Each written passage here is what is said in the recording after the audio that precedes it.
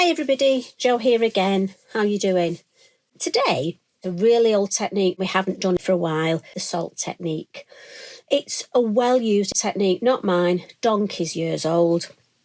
But what it is it gives you a background like this.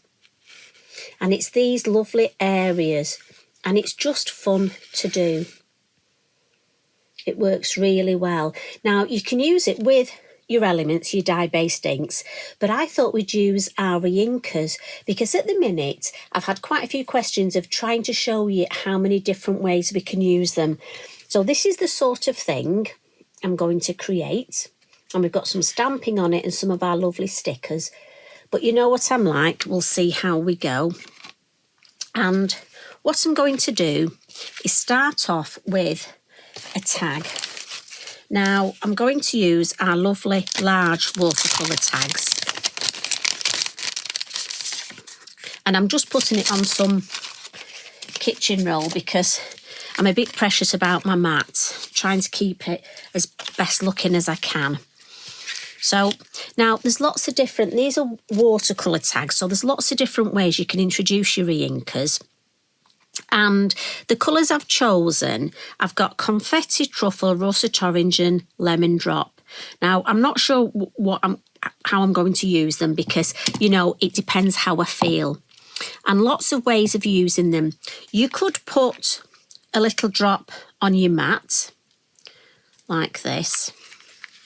Just check if you can see. And you can smoosh the ink. And you can smoosh it dry. Or you can spritz it and smoosh it. You can put it on an acrylic block. And again, you can either put it straight on or we can add a drop of water. Just watch when you spritz it because it can splash, but I love that because we get the splashes on here. So look, you can then do this sort of thing and pick it up. And look, you get, so it's one of those, you will just have so much fun. You can even just do the thing of, I want it darker at the bottom. So I'm going to put a few drops there. And I'm going to, and then I want that to go up. And then we'll just spritz this. And I want to add some lemon drop at the top, just to brighten this area up a bit. So you can do a combination. If you want to bring your brush in and you want to move it or blend, and basically it depends what sort of thing you're looking at. I mean, the other thing you can do, which is quite good, where have I put my tags, is get another tag. And if it's quite wet, you can actually press your tag on it. I'm not going to do it because I want this quite wet because I find it works better with the salt. But it's just an option for you. Now, I'm going to leave that. I like it as it is. I like that white bit there and I like this running up there. So, once you've got to this stage, now I use one of these, you know I like these. Go and get myself that nice little coffee. I just want it to be down a little bit. Right, salt. Coarse sea salt works really well for this. And all you're going to do is put plenty on. Now, you can press it down if you want. And again, if your tag's bowed quite a lot, you can press it and then add your salt. And I want some, and all the salt does, it absorbs moisture. So it will suck up the moisture from the reinker. And that's what gives the effect. So what we're going to do is I'm going to pop this to one side, and I find, need to check all these lids are on. I find that it's best if it's left overnight. So I'm going to move that out the way and just pop it next to Eric. But don't worry, he'll be fine with it. And here's one that I did last night. Again, different colours, total different look. And this is how the salt dries on it. And all you're going to do is I'm going to put this over my bin. And can you hear the scraping? Just with my hand, I'm rubbing off the salt. And what you do is if you rub your salt, get rid of that now, in the bin, look at this. And I just love this effect. And this is nice and smooth now. Great background. And do you know what? Especially over, I'm thinking Christmas, New Year. If you want something to do, make yourself some backgrounds. Oh, sorry. My bad. Now, I'm going to stamp on this. But because in case, although it feels flat, in case it is a wee bit textured, I'm bringing in my Sizzix stamping platform, the stamp and stencil. And I'm going to come in with the Elfin caps. Now, I thought these are lovely little mushrooms look. Well, not so little. And I'm thinking with the stamp press, if it doesn't stamp perfectly, I can get a second go at it. And look, I even put a circle where I'm going to put my... I'll move it this way so I won't knock you again. I'm sorry. I should have thought of that, shouldn't I? Right, so I've positioned the stamps. And then all I'm going to do is open it up. And I'm going for the black. So that's the Nocturne Versafine Clair. And as I say, this is just for me because in case it doesn't stamp perfectly first time, I can get a second go.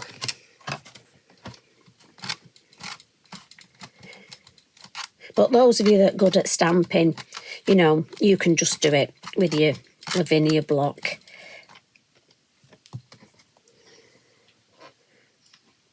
So, looks pretty okay. But I'm thinking the fact that we've put them, we're using this, especially just with the top bit, I'm thinking let's have another go at it because we can.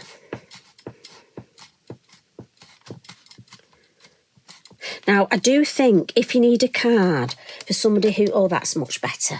Yes, we'll take that. If you need a card for somebody who's into, say, like the dragons, I think this will be a fabulous background. But look. So when it comes to colour, what I decided to use, just going to put the lid on that, was my Wink of Stellas. And I thought, let's just go for a couple of different colours. So I'm going to come in with the red. And I just found it covers over that lovely reinker.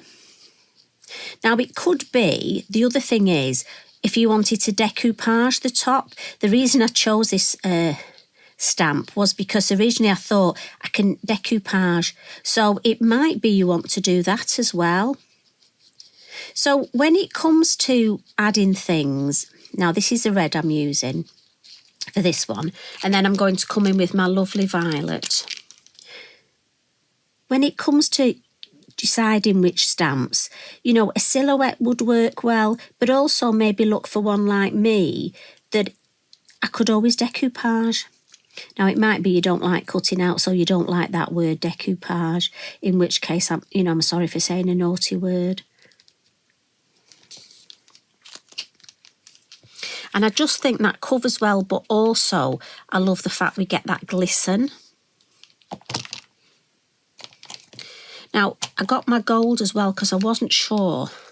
I think I might just add a little bit of gold just to the bottom here, just for a bit more extra sparkle. And then in my metallic marker, just for the stem, I just thought it gave almost a bit of brightness.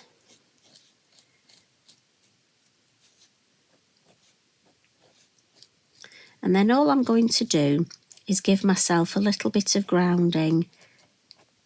And I'm just going to add a little bit of grass like that because I can. But at the bottom, what I do want to do is come in with some lovely shadowing. So pastel pencils. And I think it's important to use all these different products because, again, I know you're going to say to me, Jo, when you've made that background, what can I do on it? You know, I don't want to just make loads of tags and then not be able to do anything with it. So for me, I just think part of what I do is just showing you as many different ways of using something. So as I say, we've got the lovely background, but we can stamp on it. The Wink of Stella work well. The gel pens work well. The Signo pens. The pastel pencils work well. Yes, I know. I'm using as many things as I can just to show you. And yes, the stickers. So obviously mushrooms, I'm thinking, oh, I think that one would go well. So I'm thinking if I put that one there, look. Right, I need something to go here. Oh, what about that one? You know what I'm going to say, don't you? He looks a really fun guy. And I'm thinking if I put that, I just like the colour tones. I'm thinking that purple, your colour goes with the pink. Right, so what I'm thinking now is let's put a sentiment sticker on, and then I'm thinking of a butterfly, but I want to just, I'm thinking of my positioning. And you know me, I'm sorry, I haven't got a sticker sorted. Right, rest and relaxation. I really want one that says fungi.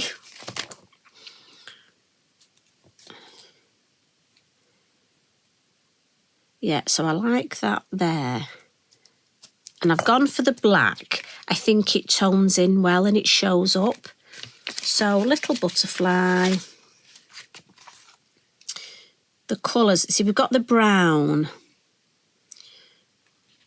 So I'm thinking let's go for this one. I only want a small one. And again, I'm just going to put it on my scissors. I think that brown tones in well. Yes, like that. So when it comes to highlights, what's lovely is your white Signo pen and your mangaka work very well. So with the white Signo, I'm just going to grab a bit of copy paper just to check it's working. On your lovely stickers, look, you can add highlights. And for me, it just makes them look even better. And maybe one on there, just a little bit there. A little bit down this side and on the butterfly, look. And then the lovely mangaka just to add that beautiful white highlight to the lovely mushroom here.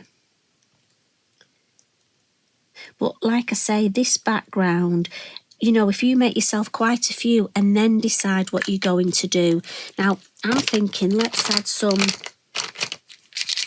Now again, if you don't like your splatters, leave this off. But I just think some nice yellow, just to show you.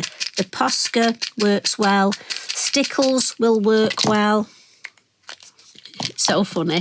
I don't know if you can see where the hole is in my mat, look. my Posca went right through the little gap. And then when that's dry, I'll add myself some lovely craft yarns.